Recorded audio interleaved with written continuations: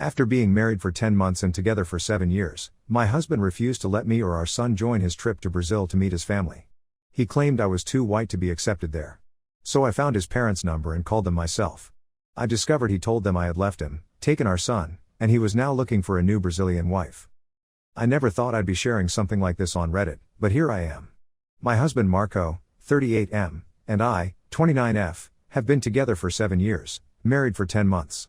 We have a son, Mateo, who is 7 years old. Marco moved to the United States from Brazil about 12 years ago. In all the time we've been together, I have never met his family. The past week has been a complete nightmare. Marco told me that his father recently retired from the construction company he started with his brother. His parents are selling their family home where Marco grew up and moving to a smaller place. Marco wants to go back to Brazil for a whole month to celebrate his father's retirement, help his parents with the move, and catch up with family and old friends. When Marco first mentioned the trip to Brazil, I was excited. I thought this would finally be my chance to meet his family.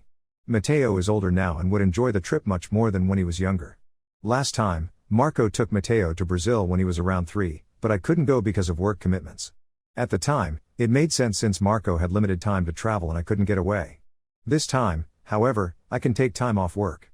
We can certainly afford the trip for all 3 of us. So when I started talking to Marco about our plans for Brazil, I was shocked when he told me he wants to go alone. At first, I thought he was joking. But no, he was completely serious. He said he wanted time to enjoy his family without having to worry about entertaining Mateo or me. He also mentioned wanting to see old friends. When I pointed out that a month is plenty of time to do both, he said they wouldn't be doing tourist activities, so he didn't think I'd be interested. I explained that my main reason for wanting to go was to meet his family, not for tourism. I told him that I'd be fine renting a car and taking Mateo on day trips if he wanted alone time with his family or friends. But he kept making excuses. I told Marco that I really wanted to meet his parents, especially since opportunities like this might be limited in the future. His parents don't fly, tickets are expensive, and coordinating time off is difficult. But he responded by saying he understood, but it just wasn't the right time. The argument escalated from there. I told him that I had a right to meet his parents after 7 years together, especially because Mateo isn't in touch with half of his cultural heritage. Marco fired back that I had no right to tell him when I should meet his family and claimed there would be other chances. Then he said 1 month was too long for Mateo to be in a strange country. This made no sense to me. Mateo speaks fluent Portuguese, has been to the house in town before, though he was very young, and both of us would be there, plus grandparents and extended family. I pointed all of this out, but Marco remained adamant about wanting this trip for himself. The most bizarre excuse came when Marco said part of the reason he didn't want me there was that I wouldn't be well received because I'm very pale with blonde hair and blue eyes. This was ridiculous. Marco is also light-skinned, just with a darker complexion. His brother has blonde hair and blue eyes, and Mateo was platinum blonde on his previous visit. Plus, I speak fluent Portuguese. It's not like I'd be stumbling around unable to communicate. I tried to compromise. I suggested flying down together, and Mateo and I could leave after a week. Marco shot this down too. He doesn't want us there at all. He wants none of it. This whole situation doesn't make sense. We've been together for 7 years. I've always trusted that his family knew about me. I've met one of his brothers who visited the US once. Marco seems close with his family and talks about them fondly, though he only speaks to them 2 to 3 times a month. There's never been any mention of bad blood. The last time Marco went to Brazil was before we met. We had a courthouse wedding with just 2 friends as witnesses, no family from either side, so there wasn't a natural opportunity for me to meet his parents at a wedding ceremony. I'm starting to wonder if there's something Marco isn't telling me. Is he ashamed of me? Is there something about his family that he's hiding? I just don't understand why, after all these years, he's so opposed to me meeting them. The more I think about it, the more concerned I become. Marco and I have always had a good relationship. We've had our ups and downs like any couple, but nothing major. He's been a good father to Mateo. He works hard and provides for our family. We rarely argue, and when we do, we usually find a compromise pretty quickly. But this time, he's not budging at all. I remember when Mateo was first born. Marco was so proud. He called his parents right away to tell them the news. They sent baby gifts from Brazil, traditional clothes and toys. Marco translated the congratulatory messages they sent. So I know they're aware of Mateo's existence, at least. When Marco took Mateo to Brazil 4 years ago, he came back with photos of Mateo with his grandparents. They looked happy together. Mateo was too young to remember much, but Marco told him stories about his grandparents and the town where he grew up. Marco's brother, Paulo, visited us 2 years ago. He stayed with us for a week. We got along well, and he played with Mateo a lot. I thought we had a good relationship. Paolo never gave any indication that there was anything strange going on with the family. Last night, I sent Marco a text because he wasn't home and I know he communicates better via text. I asked if there was something he hadn't told me, something he might be ashamed of.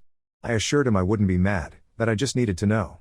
Marco replied that there was nothing and he simply didn't want me going. No further explanation. I decided to call Paolo to see if he could shed light on the situation.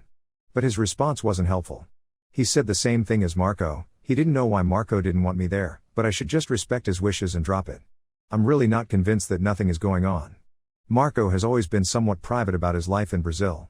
He doesn't talk about it unless I ask specific questions. He has a few photos around the house, but not many.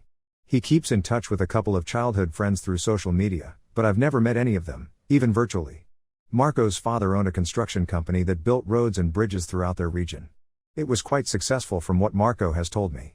His mother was a teacher before she retired. They sound like regular, hardworking people. There's nothing in their background that would make Marco ashamed to introduce me to them. I've been trying to figure out what could be going on. Maybe there's a cultural aspect I'm missing? But Brazil has diverse demographics, and many Brazilians have European ancestry. My appearance wouldn't be that unusual there. Maybe there's a family conflict I don't know about? But Marco talks about his parents and siblings positively. The only thing I can think of is that maybe Marco hasn't been entirely honest with his family about our relationship. Maybe they don't know we're married? But that seems far-fetched. We've been together for 7 years, have a child together, and have been married for nearly a year. Surely his family must know. The more Marco refuses to give me a straight answer, the more suspicious I become. I don't want to be paranoid, but his behavior is so out of character that I can't help but think something is very wrong. I've never been the jealous type, but this situation has me questioning everything. I'm at a loss for what to do next. I don't want to push Marco too hard and damage our relationship, but I also feel like I have a right to know what's going on. This isn't just about a trip to Brazil anymore. It's about trust and honesty in our marriage. Update 1. It's been 2 weeks since my original post. Thanks to everyone who commented and offered advice. I took some time to think about what many of you suggested. Over the course of several days, I texted Marco repeatedly, demanding answers and offering every possible compromise I could think of. His response was always the same: he isn't hiding anything and I'm not going, end of story. I realized I was getting nowhere with Marco, and his brother Paolo was clearly not going to help either. So I decided to find answers myself. Last weekend, Marco went on a fishing trip with some friends. He left his phone at home because he doesn't get good reception where they go fishing. I took the opportunity to look through his phone and find his parents' number in Brazil. I know many people will judge me for snooping, but at that point, I felt I had no choice. This was about protecting myself and my son. Marco's behavior had become so suspicious that I needed to know what was really going on. I found the number and decided to call Marco's parents directly. My heart was pounding as the phone rang. A woman answered, Marco's mother. She sounded confused to hear from me. I introduced myself in Portuguese as Marco's wife and apologized for not meeting them when Mateo visited 4 years ago and for not being able to make it on this upcoming trip. What happened next was like a punch to the stomach. Marco's mother paused for a long moment and then said they had no idea that Marco and I were still together. According to her, Marco had told them I had left him a few months ago. He told them I had taken Mateo away from him, that he was living alone, and that he hadn't seen his son since I left. I couldn't believe what I was hearing. I asked her to repeat what she'd just said, thinking maybe my Portuguese wasn't as good as I thought and I had misunderstood. But no, I had heard correctly. She continued, saying that Marco had told them he was very lonely after I supposedly left him. He said he would like to use this trip to Brazil to meet some women and possibly move back to Brazil soon. His parents had been arranging meetings with family friends and were trying to find him a girlfriend. I felt physically ill.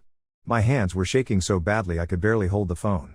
I managed to explain to his mother that Marco and I were very much still together, that we lived in the same house with Mateo, and that we had celebrated our first wedding anniversary just 2 months ago. Marco's mother was shocked.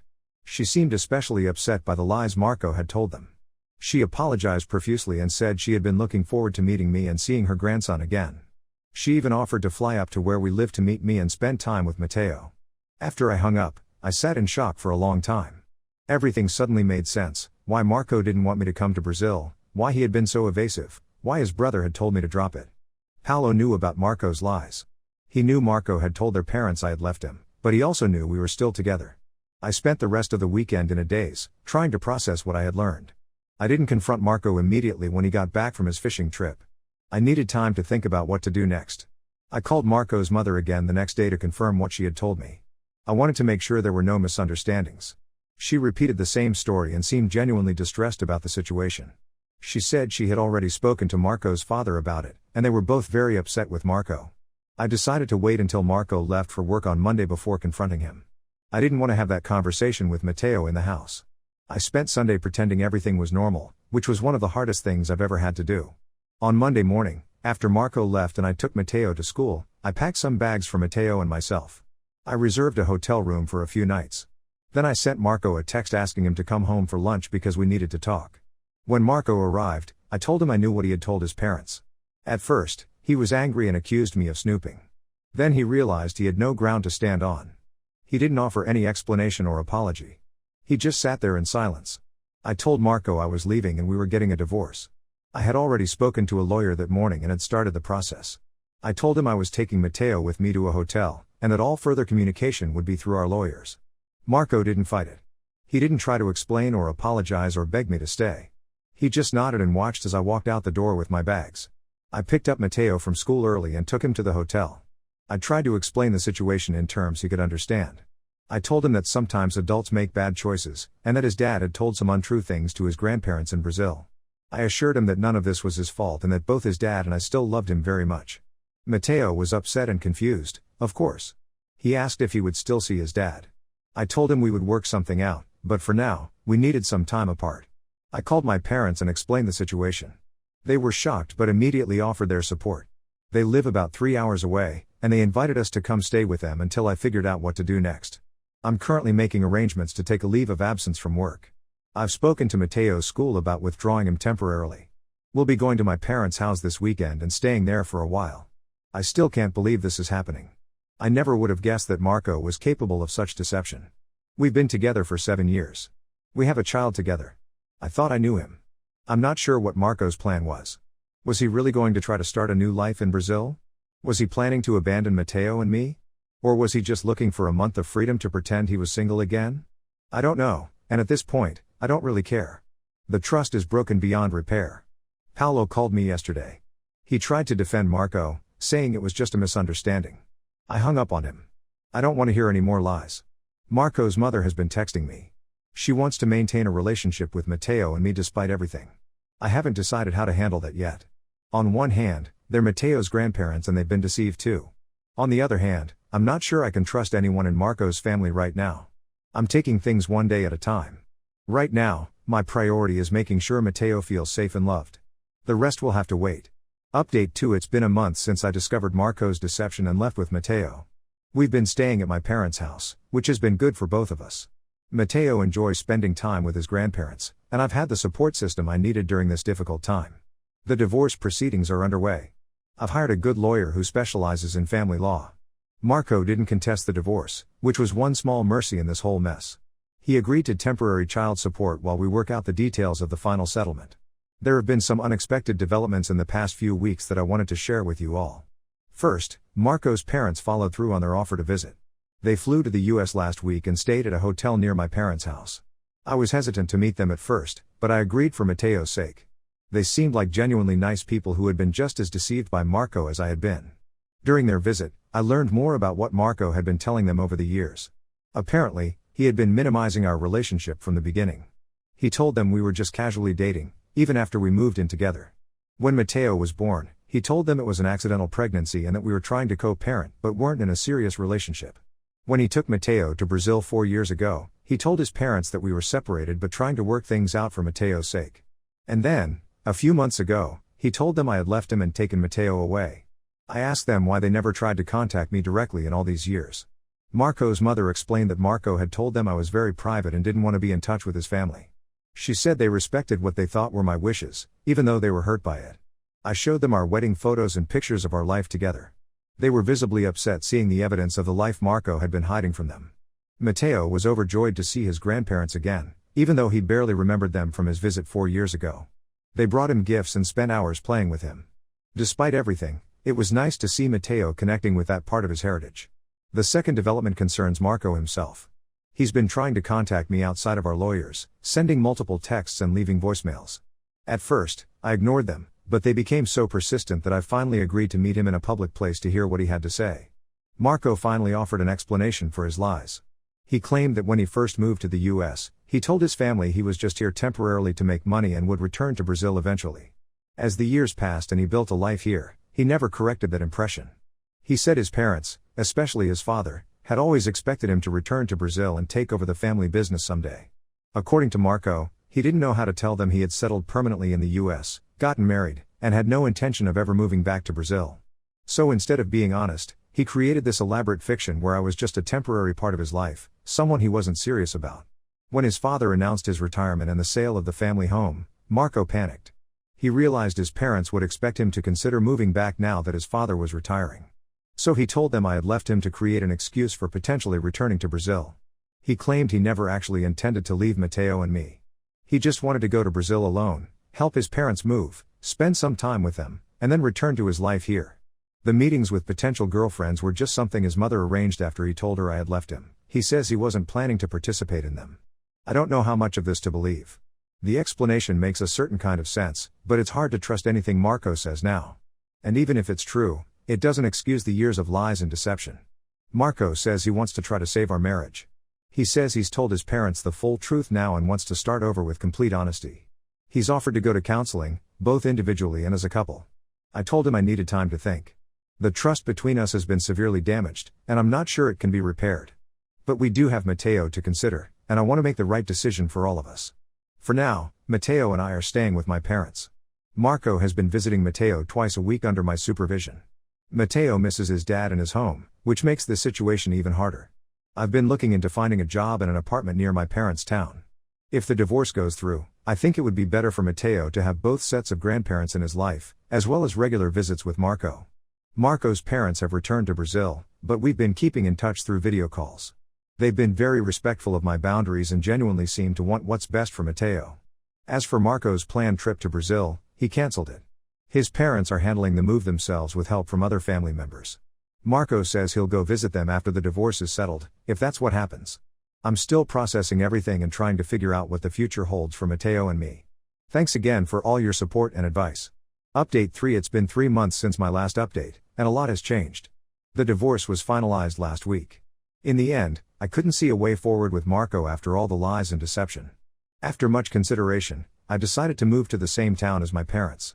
I found a job at a local marketing firm and rented a small house about 10 minutes away from my parents. Mateo has started at a new school and seems to be adjusting well. He's made some friends and is involved in soccer, which he loves. Marco moved back to Brazil last month. After the divorce was finalized, he told me he had accepted a position in his father's company. The construction business isn't being sold after all. Instead, Marco is taking over as his father steps back into a consulting role. When Marco told me about his decision to move, I was concerned about how it would affect Mateo. We worked out a custody arrangement where Mateo will visit Marco in Brazil during summer breaks and some holidays. Marco will also come to the US to visit Mateo several times throughout the year. Before Marco left, we had a final conversation where he tried once more to explain his actions. He admitted that he had always planned to return to Brazil eventually. He said that he cared for me but had never fully committed to our relationship in his mind because he saw it as temporary. When his father announced his retirement, Marco saw it as his opportunity to go back to Brazil as he had always intended. The lies he told his family about me leaving him were meant to create sympathy and pave the way for his return. He claimed he hadn't thought through the consequences of his deception or considered how it would affect Mateo and me when the truth inevitably came out. I listened to his explanation but told him it didn't change anything.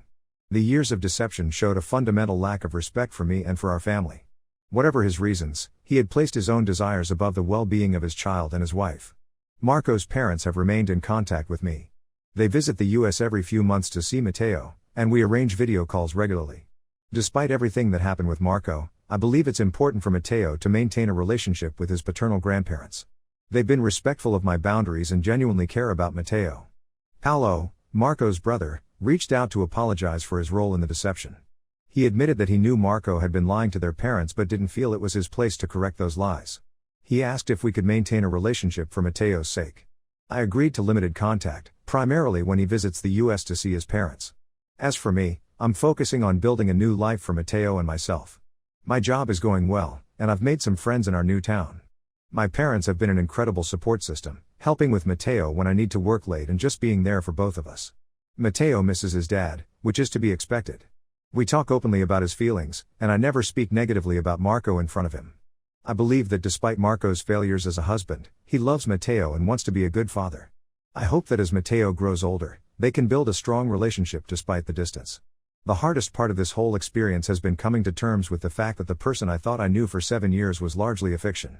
Marco's true priorities and intentions were hidden from me for our entire relationship. It's a difficult reality to accept. However, I refuse to be bitter or resentful. Instead, I'm channeling my energy into creating a stable, loving environment for Matteo and pursuing my own goals and interests. I've enrolled in an evening class to improve my professional skills, and I've joined a local community group where I've met some wonderful people.